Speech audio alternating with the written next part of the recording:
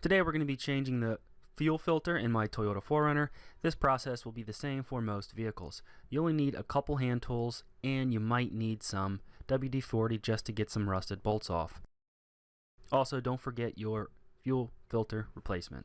Also, in the meantime, don't forget to subscribe to our YouTube channel. One of the things you have to remember changing your fuel filter is that your fuel line is pressurized.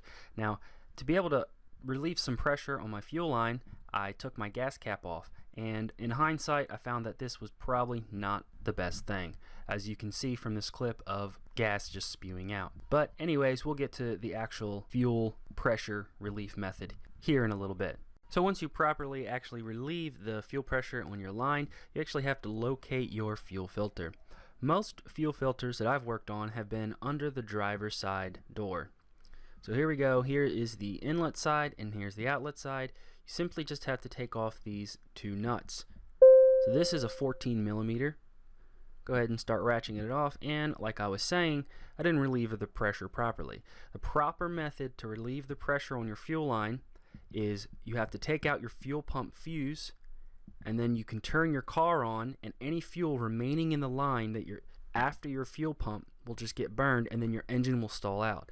Then it'll burn all the fuel in the line so you don't have to dump it all over yourself and then smell like gasoline for the next day or two. Once you have taken this nut and pulled it off of the fuel filter, you can unloosen it by hand and pull it back just a little bit on the fuel line. You don't actually have to take this nut off the fuel line. It should stay right on. Should have to slip your fuel filter out here later on in the video.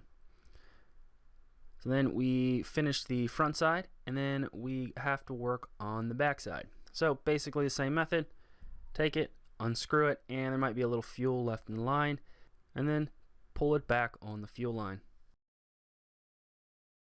Once you have your fuel lines off of the inlet and the outlet of the fuel filter, you have to take the fuel filter out of this little housing. So at first I attempted to turn this bolt right here and just slip it out without having to take the entire fitting off, but I was actually not able to, and I thought a little WD-40 might be able to help me out here, but I was actually turning the wrong bolt.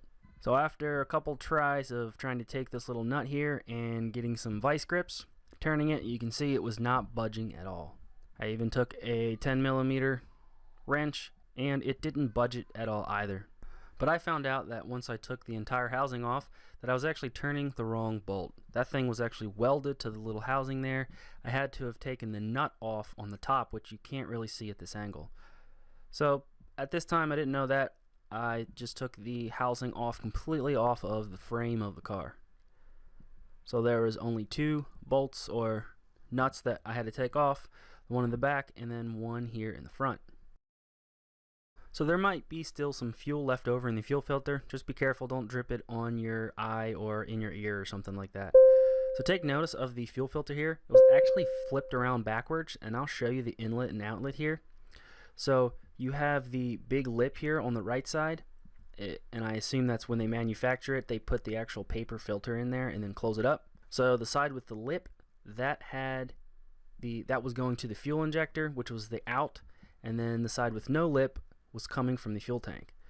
So you notice here this little bracket, it was actually, this little bolt was welded, so I didn't notice that there was a nut on top, and I tried to turn the welded bolt, which wasn't really working, and that was why I couldn't actually slip the fuel filter out that way. So also take notice of this little arrow here. You can tell that that kind of confirms that that was the fuel filter was actually flipped around backwards. So that's the direction of the fuel flow. So if you remember that little lip there, that was actually on the outside.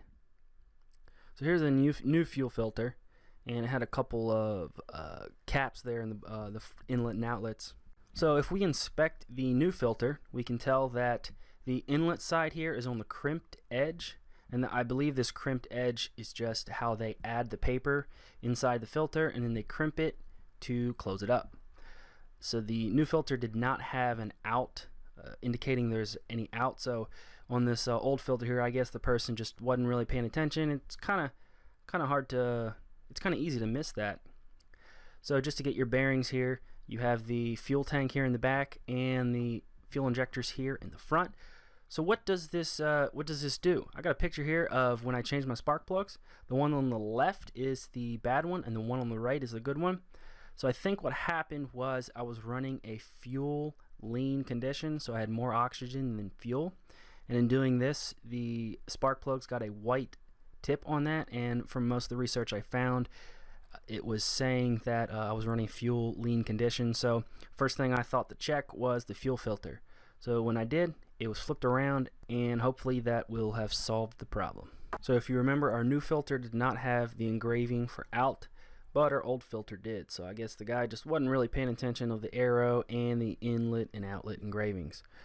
So when you put the bracket back on the new filter here, you have a couple of grooves that you have to fit in, grooves that match on the bracket.